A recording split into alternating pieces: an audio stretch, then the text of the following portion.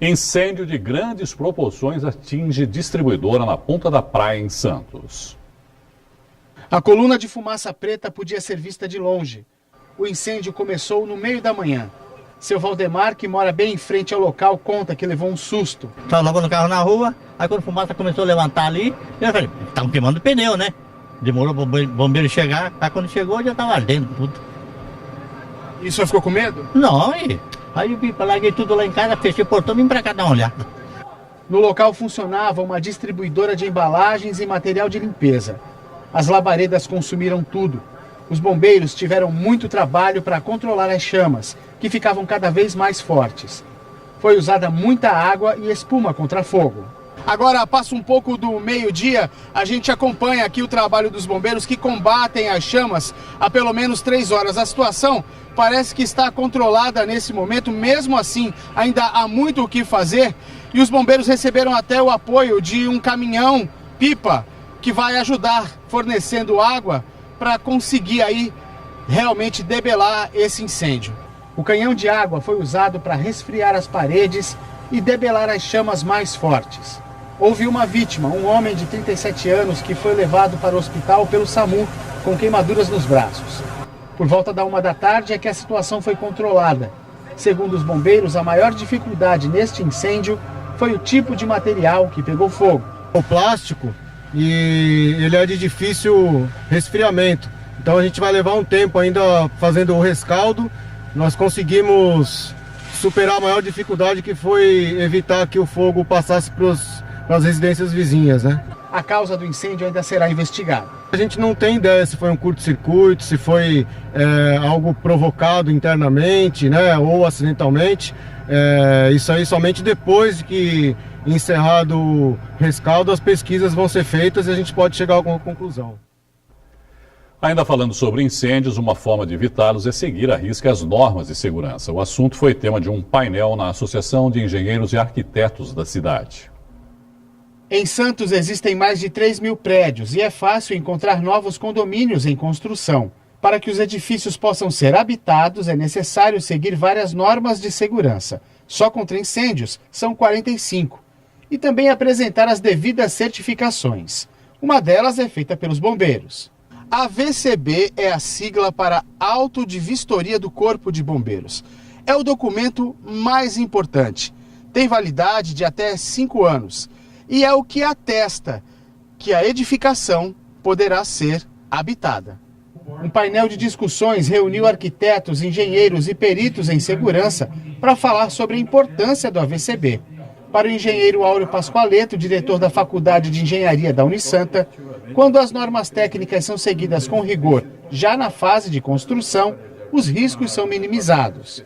O incêndio se previne no projeto, tá certo? Então, o projeto sendo bem feito, atendendo às regras e tudo, nós teremos um grande passo, vamos dizer, para evitar que os incêndios ocorram, tá certo? E isso, vamos dizer, é uma preocupação de toda a sociedade, preocupação técnica, preocupação das pessoas, e sempre com a participação dos oficiais do Corpo de Bombeiros, que tem as instruções técnicas para ele e que ajudam muito nesse trabalho de prevenção.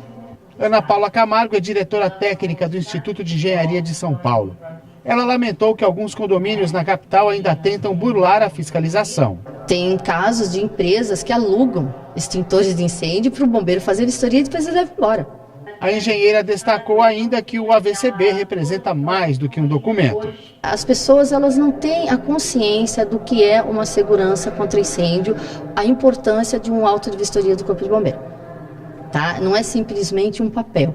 Porque as pessoas chegam e falam assim, eu quero um papel só do bombeiro, um alvará. Não, não é isso. As pessoas têm que ter consciência o que é um auto de vistoria do Corpo de Bombeiros. Tá? É uma revisão de todo o ambiente, tá? Para verificar se tem sinalização correta, se o corrimão está adequado dentro das normas, se o sistema de ventilação, tá?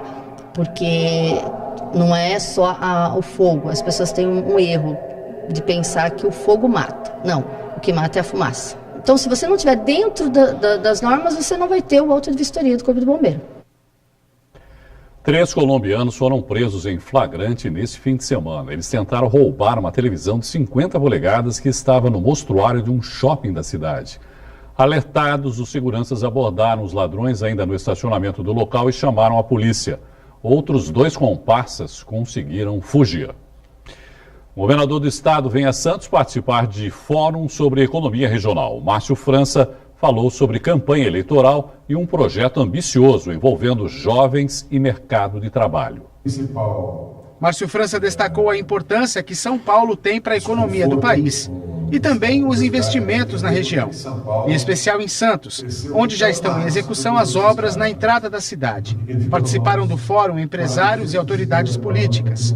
O governador falou ainda sobre o projeto de alistamento civil, que tem o objetivo de oferecer novas oportunidades a jovens na faixa dos 17 e 18 anos. Nós selecionamos as 15 cidades que fossem mais pobres, menos orçamento e que tivessem mais violência.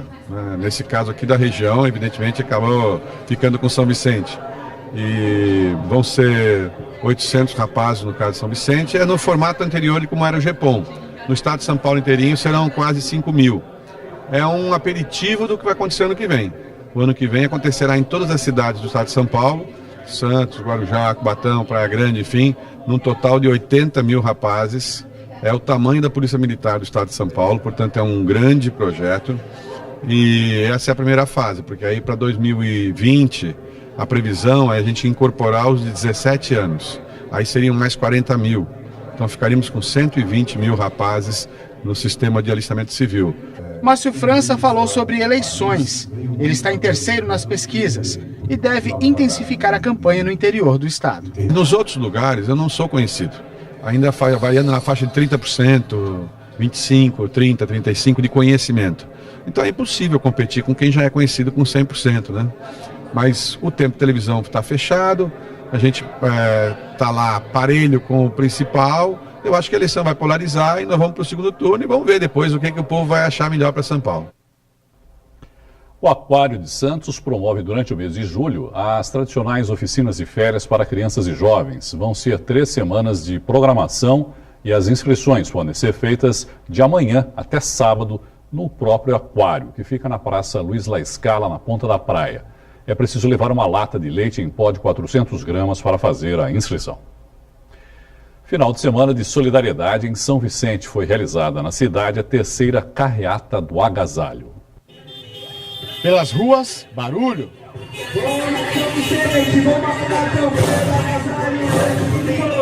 E mesmo sendo um domingo de manhã, o pessoal não se incomodou. Pelo contrário, a carreata passou pelas principais ruas e avenidas de São Vicente, despertando o espírito solidário das pessoas. Do alto dos prédios caíam várias doações e os voluntários corriam para pegar. E teve gente que preferiu levar direto no caminhão. O importante é doar. Sempre a gente tem alguma coisa que pode dar, não é? Sempre, sempre. Eu tinha coberta já que eu não estava usando, então aproveitei para doar. Tá feliz? Tô demais, muito, muito. Eu acho muito importante a gente estar sempre doando alguma coisa para quem precisa. Acho que se cada um fizer um pouquinho, a gente já está ajudando, né? Essa é a 3ª edição da Carreata do Agasalho aqui em São Vicente. O evento mexe com toda a cidade. Mais de 2.000 pessoas vão ser beneficiadas. O evento é organizado pelo Fundo Social de Solidariedade de São Vicente, em parceria com a Cruz Vermelha e dezenas de voluntários. Mais do que arrecadar roupas, é uma forma de multiplicar coisas boas. Mais importante do que a peça de roupa que a gente consegue levar para essas pessoas é a energia que a gente traz agregada ao movimento, o carinho, o voluntariado, o amor que as pessoas estão aqui envolvidas, no pleno domingão, de manhã cedo, todo mundo, não, vamos lá, mais um ano vencer essa vitória e todo ano a gente consegue um bom resultado. São muitas roupas, agasalhos, sapatos também, meias, então de verdade são muitas famílias contempladas, graças a Deus. Ainda em São Vicente, o Lar Vicentino aproveitou a data para fazer o arraial da instituição que acolhe cerca de 50 idosos.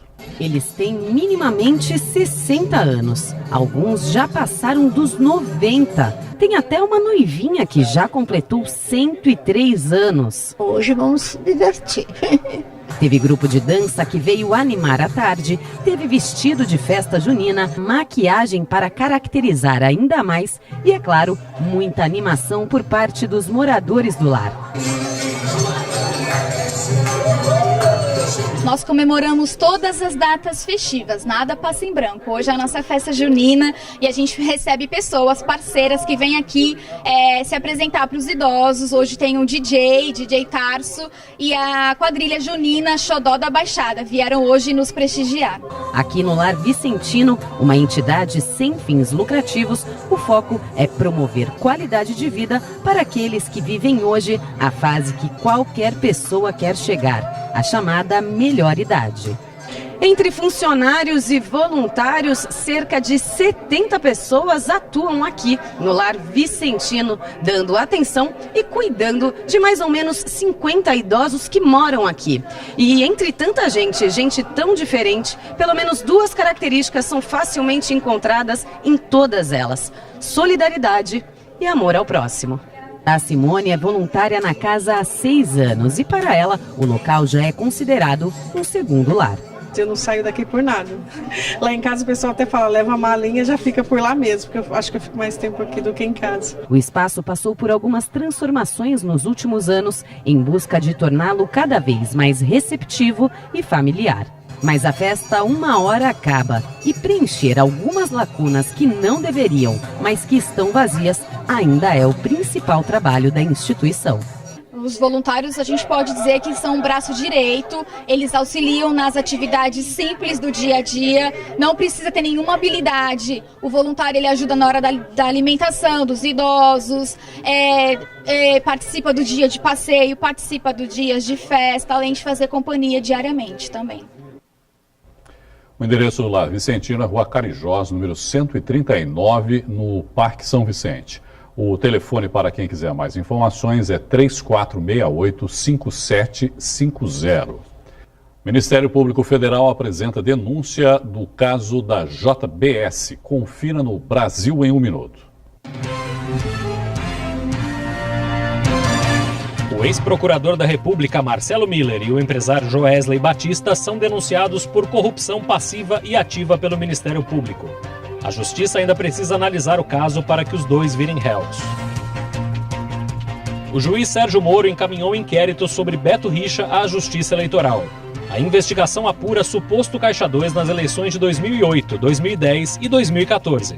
Beto Richa é ex-governador do Paraná e pré-candidato ao Senado. O Ministério da Indústria, Comércio Exterior e Serviços divulgou que as exportações brasileiras superaram as importações em quase 5 bilhões de dólares entre o dia 1º e 24 de junho. Na parcial deste ano, a balança comercial registra superávit de 29 bilhões de dólares.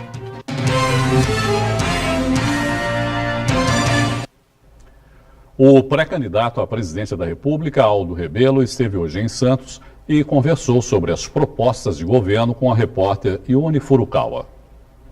Ex-ministro dos governos Lula e Dilma e agora pré-candidato à presidência do Brasil. Ao meu lado, Aldo Rebelo. Aldo, muito obrigada pela sua presença. Falar para a gente como o senhor tem se preparado para o pleito. Em primeiro lugar, pela história e pela biografia, né? Pelos ministérios que ocupei, pela presidência da Câmara, pela presidência da UNE. Conheço bem o Brasil, conheço os problemas do Brasil e isso me faz, de certa forma, preparado para debater e para tornar o debate o centro da minha pré-campanha à presidência da República. E quais as prioridades caso eleito?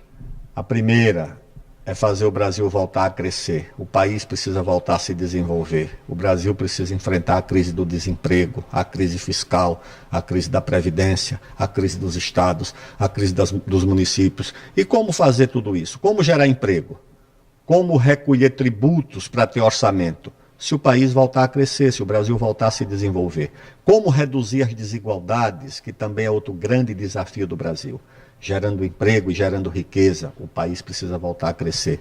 Até para garantir a democracia, para o Brasil respirar um ambiente de mais confiança, de menos ressentimento e menos ódio, Para tudo isso, o Brasil precisa voltar a se desenvolver. Esse deve ser o primeiro consenso de todos os pré-candidatos à presidência da República. Sem isso, não há saída. Se o Brasil volta a crescer, vai ter dinheiro para tudo ou para quase tudo. Se o Brasil não cresce, não tem dinheiro para nada. E o senhor fala bastante o Brasil voltar a crescer. Como fazer isso? No seu ponto de vista, como que o Brasil pode começar a crescer novamente? Em primeiro lugar, retomando os investimentos privados. E para retomar o investimento privado, retomar a confiança no país, a segurança jurídica. Ninguém sabe hoje no Brasil se quem manda no país é o presidente da República, é o juiz, é o delegado, é o deputado. Quem é que manda no Brasil? Quem é que comanda o país? Então é preciso haver confiança para recuperar o investimento privado. Retirar os obstáculos a quem investe, a quem cria riqueza, a quem gera emprego, porque hoje o Brasil é o país onde quem não produz é quem manda em quem produz. Paralisam-se obras em qualquer circunstância, em qualquer lugar. Então, a primeira questão é essa, o investimento privado. E o investimento público. O país precisa fazer empréstimos de longo prazo para que os investidores tenham condições de, com o retorno, pagar com taxas de longo prazo, que o Brasil também não tem. Hoje nós contabilizamos investimento como se fosse despesa. E isso é um erro. Precisa voltar a ter investimento público, porque o investimento é o que faz com que o país gere emprego em infraestrutura, por exemplo, que as carências são muito grandes. Muito obrigada pela sua presença e pelas suas informações. Ione Furukawa para a Santa Cecília TV. Uma casa tipicamente japonesa. Um estabelecimento em Santos mostra que é muito fácil viajar ao Oriente sem deixar a cidade. Confira na reportagem de Carolina Bertolini, a segunda da série sobre os 110 anos da imigração japonesa. Basta entrar por esta porta de um estabelecimento comercial na Vila Matias que qualquer pessoa pode se sentir no Japão. Até as funcionárias têm aqueles característicos olhinhos puxados. Para todos os lados, produtos japoneses.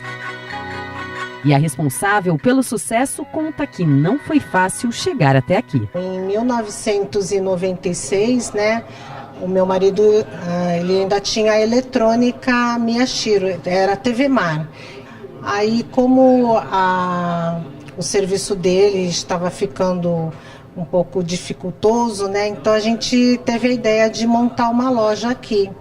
E como eu já tinha um pouco de experiência lá, por ter trabalhado com a minha mãe, então a gente montou essa loja e viemos morar aqui também, E foi muito difícil no início, porque naquela época as pessoas ainda não conheciam e a nossa culinária não era tão difundida, Então foram 8 anos de muita luta e assim, de muita persistência. Acho que se não fosse a persistência a gente teria fechado e teria ido embora para o Japão.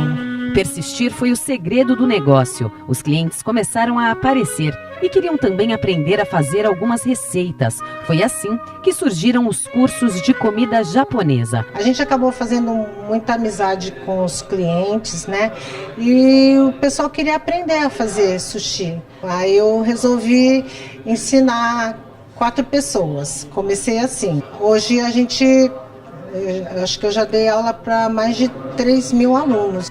Na parede do estabelecimento, as fotografias comprovam a gratidão da comerciante. E é claro que tem sempre um tempero diferente na receita do sucesso. A alimentação fresca, a higiene da casa, a organização da casa, realmente a gente tornou um cliente habitual aqui. É um pedacinho do Japão. É um pedacinho do Japão, sem dúvida. Pois é, e quando a gente está falando de culinária japonesa, o que não pode faltar é aquela comidinha bem diferente. E a Sônia vai explicar pra gente o que tem aqui nessa mesa. Eu, particularmente, não estou reconhecendo muita coisa. E olha que eu sou uma fã desse tipo de culinária. O que a gente tem aqui, Sônia? Aqui a gente tem um produto bem diferente, que é a lula seca desfiada. Os japoneses gostam muito de comer como aperitivo, com uma cervejinha, com saquê, Aí temos aqui também o tikuá, que é uma massa de peixe feita no vapor, A gente usa muito em cozidos, nas sopas também. e pode também grelhar simplesmente, fatiar e comer com gorrão. A gente agora vai mostrar para vocês que é possível sim se alimentar dentro da tradição japonesa de uma maneira um pouquinho mais diferente. Quem vai explicar isso pra gente é a Gigi, que já morou por 8 anos no Japão, né, Gigi? O que a gente tem aqui? Aqui, na verdade, é um brinquedo, só que ela usa a culinária japonesa. Então, aqui são pratos tradicionais japoneses. Aqui é um bentozinho que as crianças costumam levar para a escola, enfeitadinho assim, né? Só que na verdade é um doce. A satisfação está estampada no semblante da dona Sônia, que hoje colhe frutos, mas não se esquece dos dias difíceis. Hoje é uma satisfação imensa, né? Por ter valido a pena essa luta, né?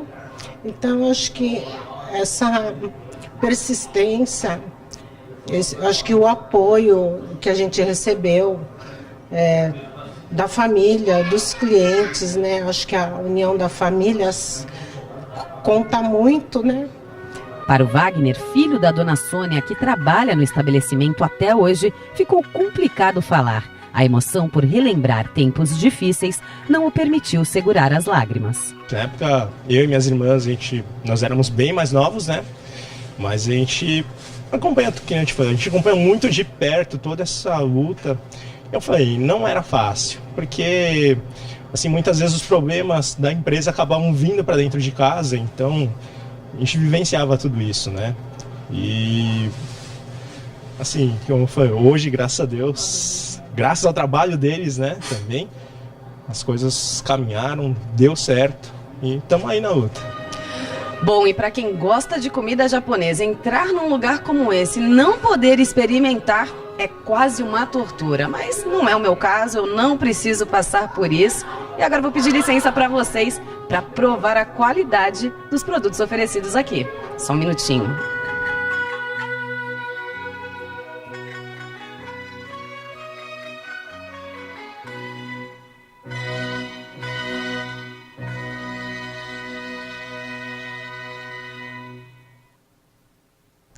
A edição de hoje termina aqui. No Santa Portal você encontra mais notícias de Santos e região. Uma boa noite para você e até amanhã. Tchau.